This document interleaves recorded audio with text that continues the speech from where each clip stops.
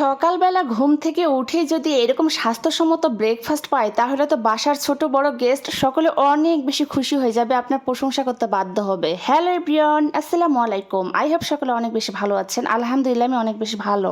মাত্র 10 থেকে 15 মিনিটের মধ্যে বাসায় কিভাবে স্বাস্থ্যসম্মত মেয়োনিজ তৈরি করবেন ও সকালে ব্রেকফাস্ট রেডি করবেন সেটাই আজকে এই ভিডিওর মাধ্যমে শেয়ার করবো। আশা করি এই ভিডিওটা সকলের অনেক বেশি ভালো লাগবে। যদি ভালো লাগে তাহলে অবশ্যই বেশি বেশি করে শেয়ার করে আমার পেজের পাশেই থাকবেন। প্রথমে আমি 2টা ডিম পানির মধ্যে ভালোভাবে সেদ্ধ করে নিয়েছি ও আগে থেকে একটা সেদ্ধ ডিম দিয়েছি। মোট এখানে 3টা ডিম অ্যাড করে দিয়েছি। তারপর এখানে রসুনের কোয়া দিয়েছি। অবশ্যই ডিমের উপর নির্ভর করে রসুনের কোয়াটা দিবেন। তারপর এখানে টেস্ট অনুযায়ী কাঁচামরিচ দিবেন। আমি এখানে 3টা কাঁচামরিচ দিয়েছি। তারপর আমার টেস্ট অনুযায়ী লাল চিনি দিয়েছি। যে যেভাবে মিষ্টি খেতে পছন্দ করেন সেই হিসেবে চিনিটা অ্যাড করে দিবেন। তারপর এখানে টেস্টটা ভালো আসার জন্য গুঁড়ো দুধ দিয়েছি আমার পরিমাণ মতো।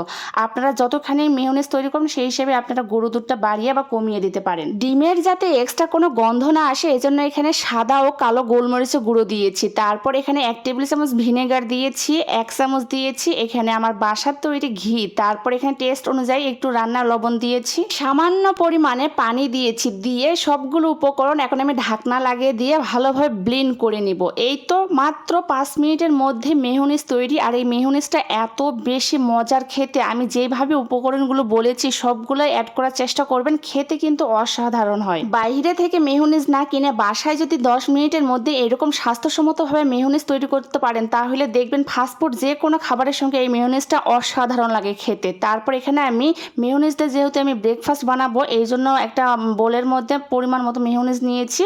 তারপর এখানে গ্রেট করা গাজর নিয়েছি, গ্রেট করে নিয়েছি গাজরটা একদম কুচি কুচি করে। গাজরটাকে একদম মিহি কুচি করে নেবেন, তাহলে কিন্তু স্যান্ডউইচটা খেতে অনেক বেশি ভালো লাগে। এখন আমি মেয়োনিজ ও গাজরটা খুব ভালোভাবে মিক্সড করে এক সাইডে রেখে দিলাম। চলে গেলাম পরবর্তী স্টেপে। সকালে ব্রেকফাস্টে এইরকম স্যান্ডউইচ থাকলে আসলে আপনার সকলের প্রশংসা করতে বাধ্য হবে। আমি একটা বোর্ডের মধ্যে স্যান্ডউইচ বানার জন্য ব্রেড নিয়েছি। তারপর আগে থেকে যে মেয়োনিজ ও গাজরের ব্যাটারটা করে রেখেছিলাম সেটা এখানে দিয়ে দিলাম। এই তো ভালোভাবে 4 সাইডে ছড়িয়ে দিব। আর যত পরিমাণে মেয়োনিজটা এখানে দিবেন খেতে কিন্তু অসাধারণ লাগবে।